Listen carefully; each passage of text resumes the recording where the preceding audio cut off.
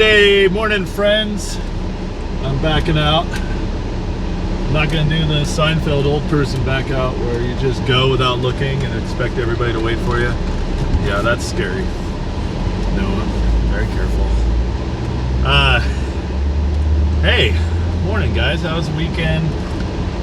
I am recovering from daylight savings time. Daylight savings time. What the bane of my existence, man. It's I hate daylight savings time. I used to love it when you're single and or even before you have kids. Oh, it's like, oh, an extra hour seems so wonderful. You don't get an extra hour when you have kids. You just, everything gets messed up. All the bedtimes get messed up. You start having to wake up earlier in the morning because the kids don't know. They don't care about the clock. They just get up because the sun's up. And then we go through the readjustment period that takes like 5 to 7 days, and it's awful, man. It sucks. And as much as I love Benjamin Franklin, I'm a little upset at him for coming up with this idea. You know, we could have just trust God that he did a good job on our days. We need a 25-hour day every year and a 23-hour day every year. I mean, come on. It's messed up. And don't even get me started about spring forward.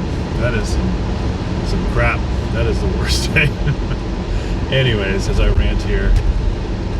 Can't complain too much, though. Life's good. My 49ers are 8-0. The Patriots lost last night. Things are good.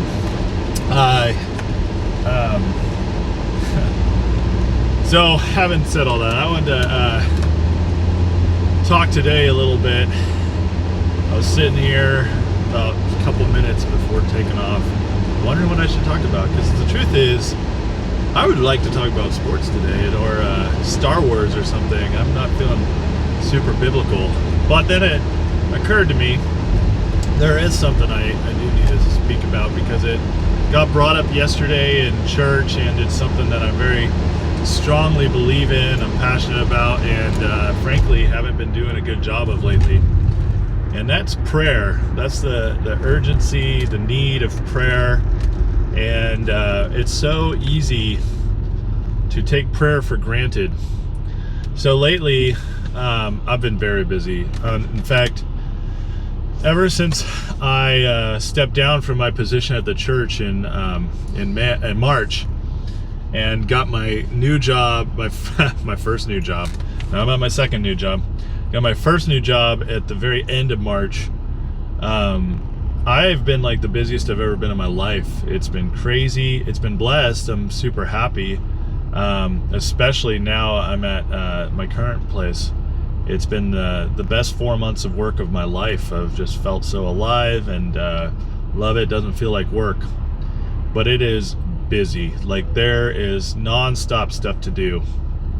And whether it's for the business, which I don't work a crazy amount of hours, but I do work a little bit more than I did before.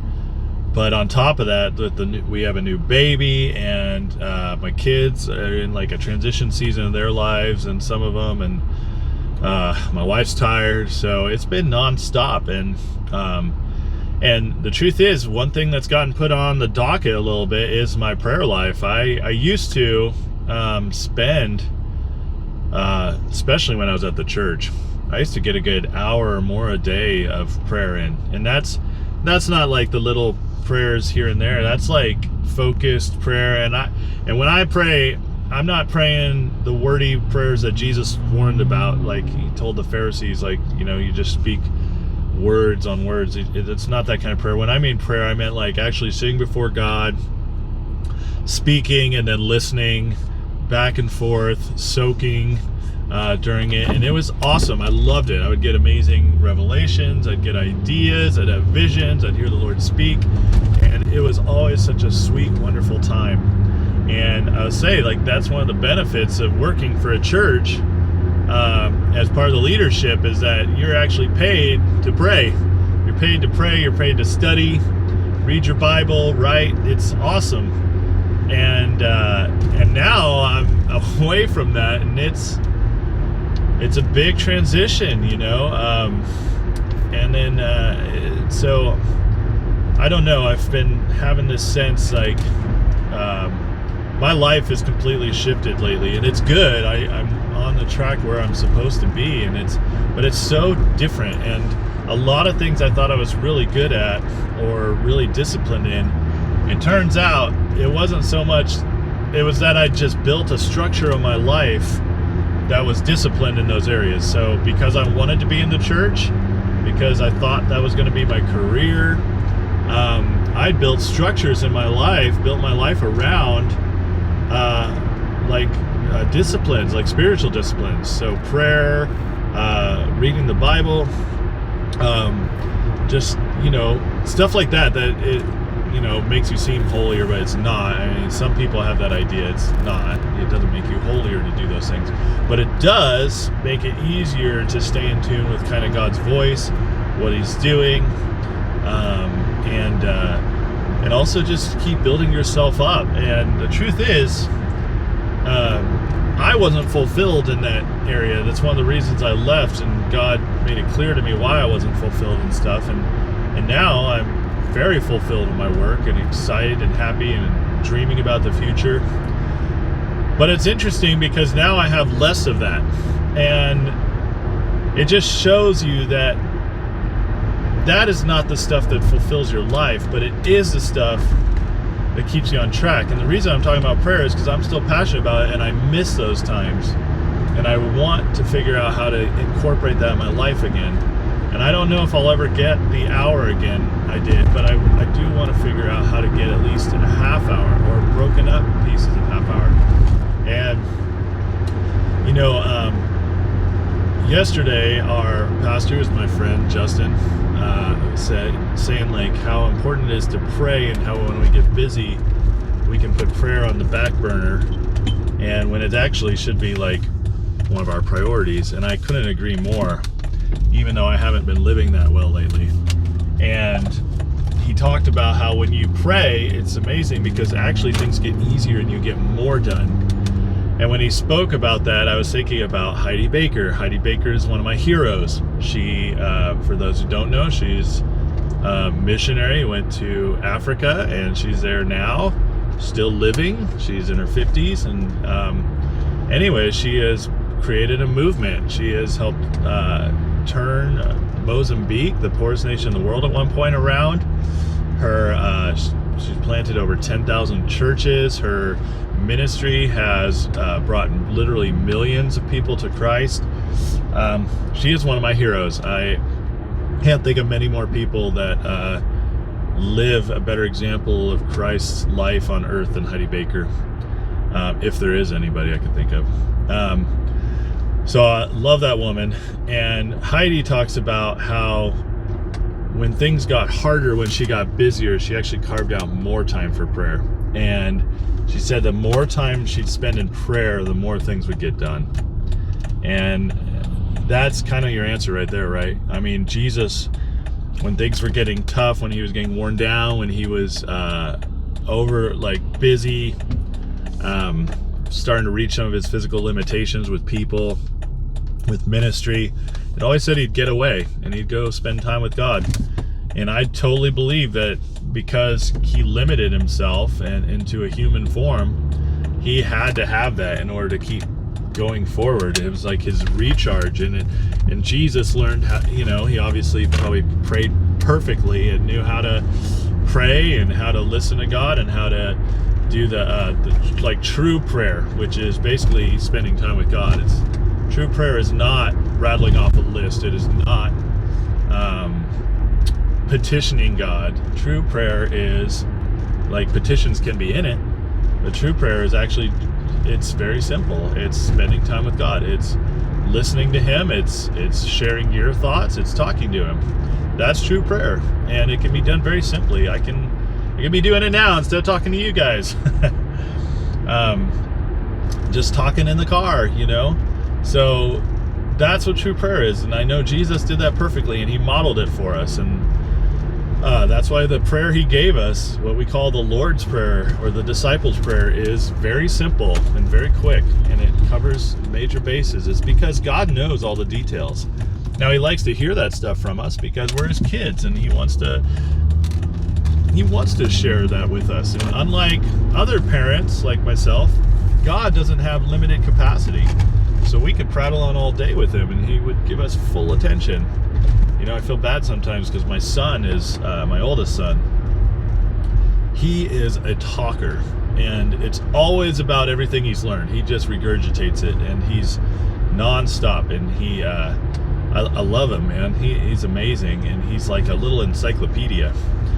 But the thing is, he's processing verbally, and he doesn't know how to, you know, he's still learning the skills of how to process internally or in a creative way by himself. He doesn't know how to do that. He really needs people right now, or at least that's the only way he knows how to process what he's learned. And so he's always just every little thing, every day, every time I'm around, it's nonstop what he's learned reading a Marvel encyclopedia about comic books, or what he learned in his video game or about his new video game. And most of it is not what anybody would consider important stuff, although it's important to him. And I love it because I love those things too. I'm into video gaming and Star Wars and Marvel. I love all that stuff. But not like him. He's at that young age where like that is the most important stuff. It feels so important. And I get it. I was there too. I mean, I was very much into that, into those things very deeply. And it took me a long time to grow out of it to where I realized, like, yeah, this stuff is still important to me. It's for fun and it's awesome. And but it's not the most important thing. People are the most important thing, and what God's doing, all that stuff, life stuff. But it's awesome because it's innocence, and I want him to stay in that place as long as he can. But I tell you, it's like, it is hard as an adult now to get in that world, get in that passion for more than a few minutes a day. It's hard to stay there where he's at nonstop. It's hard to be there, just for me to sit down and him to go on, because he would go on for hours if I let him. And it's hard to do that and stay engaged the entire full time while he's talking about things that, you know, you can't say like have any real impact on the real world. And it's hard for me, and I feel bad because I want to give him more. But I don't have the capacity to, and I have to figure out what my max capacity is, because I don't want him to feel unloved by me, unseen by me. I want him to connect with me, and I want him to know that I care about what he cares about, because I do. I just can't care about it on his level. But God is the total like opposite of that. He has an absolute full capacity. I can talk to God for 5 hours about, you know, basketball, and God would never listen. He would sit there and rap the whole time because he's spending time with me. And that is the perfect father. It's a father without capacity limits. And it's amazing. And in prayer, that's what it is, you know. But like, as you grow more mature in prayer, as my son grows more mature, he'll learn to talk a little bit less and listen more. And that's part of what it is as a Christian. It's we got to grow to where we still feel comfortable sharing God everything in our hearts and minds and all that stuff, from the simple to the deep, all that stuff. God will listen to all of it. But God wants to speak to us too. And so we got to listen to him. And what I'm trying to figure out in my life right now, and all the busyness, is how do I make the time I need to make things easier, basically, make things work better, to get that connection with God in the place where I need it. It's not a religious thing. I don't believe there's a set time of prayer you need to do every day. If I believe that, that's religion. Religion creates these false rules and structures that make you feel guilty if you don't live up to them, set you up for failure, and then it can beat you over the head with it. Or for those who follow it, it puffs them up with knowledge and false holiness and righteousness and piety. That's religion, and I'm not talking about religion. I'm talking about, in my life, what is the time that I need to connect with God every day. Because it's not like I don't talk to him. We talk all day, every day. I check in with him, but I'm not spending that intentional time as much. And I know that if I did, things would improve, because God always, it opens you up to what he can pour out. Connecting with him does. It's relationship. It's beautiful. It's like when you have a father or mother who live far away, say, or maybe they don't live far away. Let's say this is even better. They live really close. They live right next door, and they're great parents. They're not intrusive. They're not trying to tell you how to run your life or trying to tell you how to fix your marriage. They're just there. They're supportive. They love you, and they will offer advice if you ask them. All that stuff. They're just the perfect parents, and they live right next door to you, so they're accessible anytime. And yet you go on and just do it your life, and you're not a bad, son or daughter. You're respectful, you're honoring, you call them every once in a while, but you actually don't make time to spend time with them. And your life gets harder and harder. And in the meantime, your parents are there next door saying, hey, we'd gladly watch your kids if you brought them over here. We'd gladly, give you guys a chance to take a date. We'd gladly offer you some assistance with your finances. We'd gladly help you get your work done.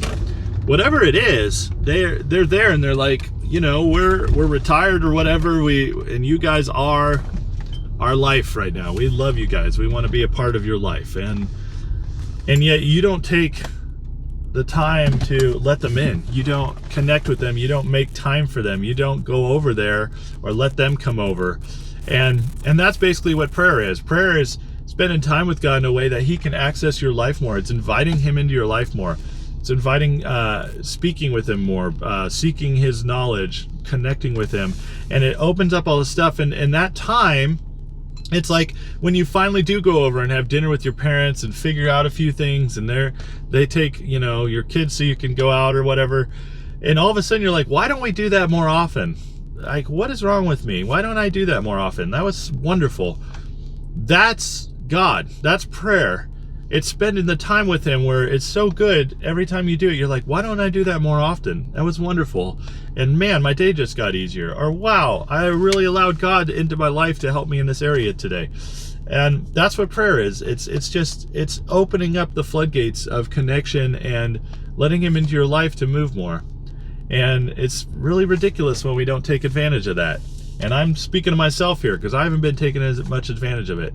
And so I just want to say, encourage everybody out there. It's not a religious obligation, but the reasons God encourages us in spiritual disciplines. People get scared of the word discipline, and they think God's trying to just control us and make us do things a certain way. That's not it. God's like, look, if you do these things, it'll just make your life better, and you'll get more done. You'll accomplish more. Things will move faster for you. You'll be more blessed. You'll be more rested. You'll be healthier. All the good stuff. He's like, if you just do these things, look, I've opened up the doorway to you. And it's amazing. And I wish I took advantage of it more. And so, but anyways, yeah, so that's just some thoughts on prayer. So, I'm actually going to work on that today, and I encourage you to also, and maybe for a week, challenge yourself to carve out 15 minutes of intentional prayer, 30 minutes, whatever you can do, where you just sit before the Lord, you talk to him, but also listen, and then record what happens that week. How does your week change? How does your life get better? And I think we'd all be amazed at the results. So anyways, happy Monday, and God bless you guys.